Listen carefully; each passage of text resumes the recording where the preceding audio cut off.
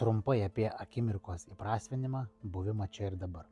Tikriausiai pastebėjote, kad gyvename laikmetyje, kai tapo įprasta labai smarkiai skubėti. Atsikeli ryte, žiūri telefoną, ten scrollini, dar kažkokius dalykus darai, išgeri greitai kavytę ten ar arbatą ir lėki vėl kažkur veži vaikus į darželį, į darbą, taip pat bėgi, amžinas toksai bėgimas.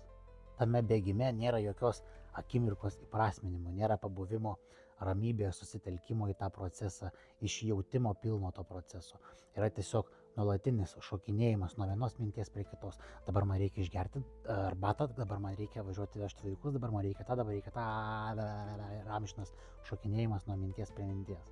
Nuolat taip lėkdami mes nesustojame įprasminti tos akimirkos, pasidžiaugti, patirti malonumą, kitaip tariant, tą akimirką išgauti maksimaliai malonumo, kiek būtų įmanoma. Vėl būtinai pradeda reikėti kažkokių tais dalykų iš išorės.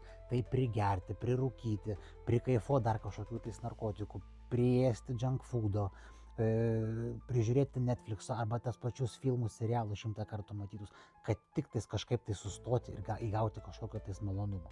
O paskui tą padarę pradedame gailėtis, nes viduje vis tiek giliai žinome, kad nereikia, kad mums nėra tai naudinga, gal geriau būtų be to, pasišnekam kartais net ir su draugais, kad būtų geriau be to, bet vėl ratas iš naujo.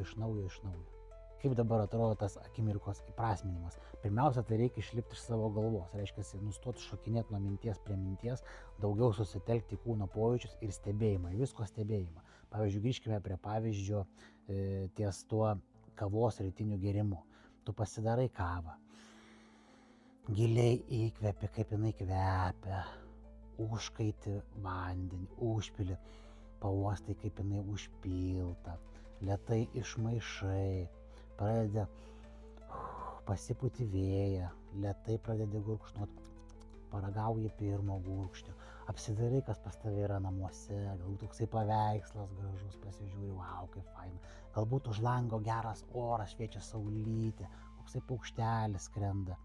Tai būtų tas akimirkos įprasminimas, kai tu pradedi matyti viską, kas aplinkui, kai girdi, kaip tie paukščiukai čiulba, o ne tiesiog leki ir tu nieko nematai. Ir tai yra nuostabus nemokami potyriai, kuriuos mes galime turėti kiekvieną dieną. Ir nuo to mūsų gyvenimas darysis daug laimingesnis, malonesnis, o tai taip pat dalinsis ir skleisis tarp kitų. Sėkmės.